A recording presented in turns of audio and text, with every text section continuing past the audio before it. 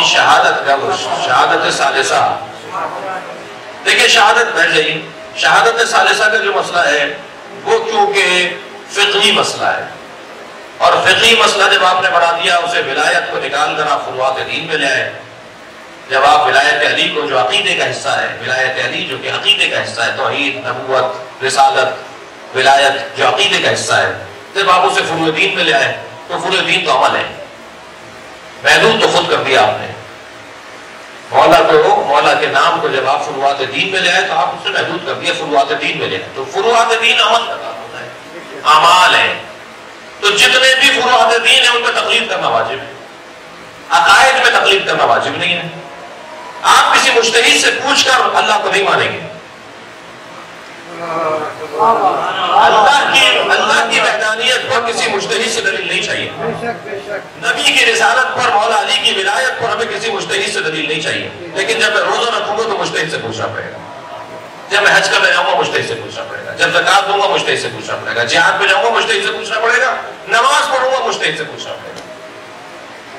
لہٰذا جب ہم نے بنا ہی دیا اسے فروعات دین میں تو اب مجتہد کے پیچھے جانا پڑے گا. اور اب مجتہد کے پیچھے جانا ہی پڑے گا یا ہم خود مجتہد ہو جائیں. یہ بھی ہم پہ پابندی نہیں ہے. جان چھوڑیں بھائی مجتہدین کی. اتنا ہم نے انہیں تنگ کیا ہوا ہے، خود مجتہد کیوں نہیں ہو جاتے؟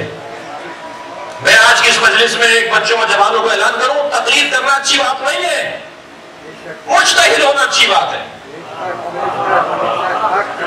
ہم سب کو مجتہد ہونا چاہیے. جب نہیں ہو سکتے نااہل ہیں،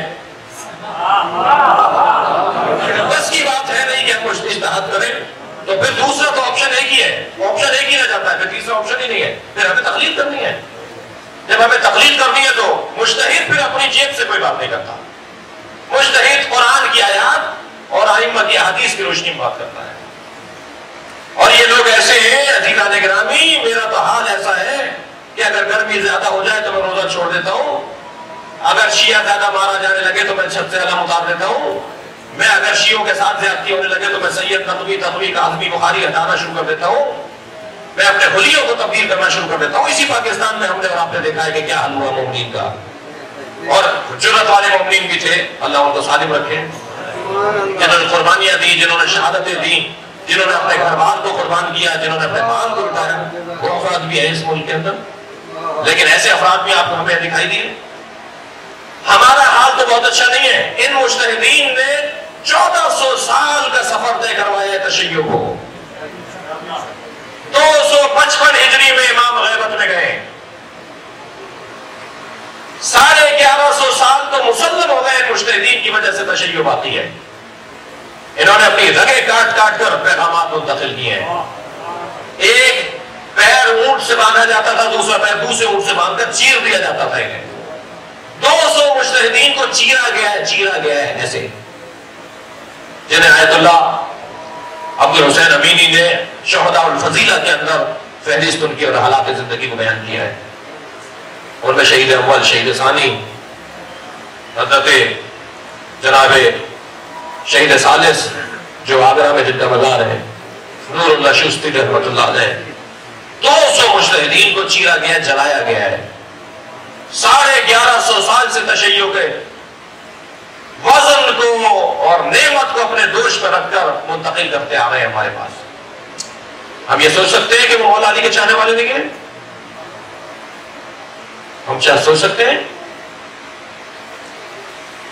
جناب شیخ مرتضی انصاری فرماتے ہیں، ان سے واقعہ منسوب ہے کہ ان کا ایک شاگرد نجف اشرف میں پڑھنے کے لیے آیا.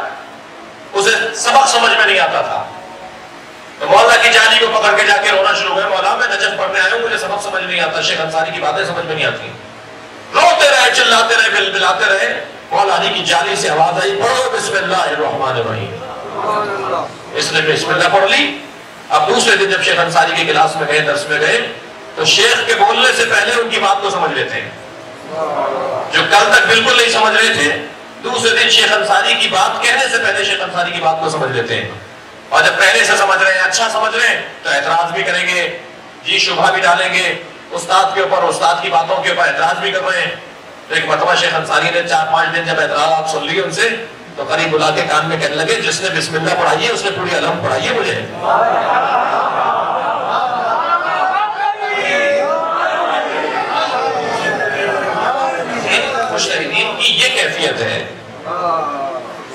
ان مجتہدین، ان مراجع تقلید نے اس انداز سے اہل بیت سے توسل کیا ہے. اہل بیت کو لے کر چلے، اہل بیت کے کام کو، تعلیمات کو. اب اگر وہ فرما رہے ہیں، جواب دے رہا ہوں، میں نے لمبا جواب کر دیا، طویل لمبی کر دی، جواب یہ ہے.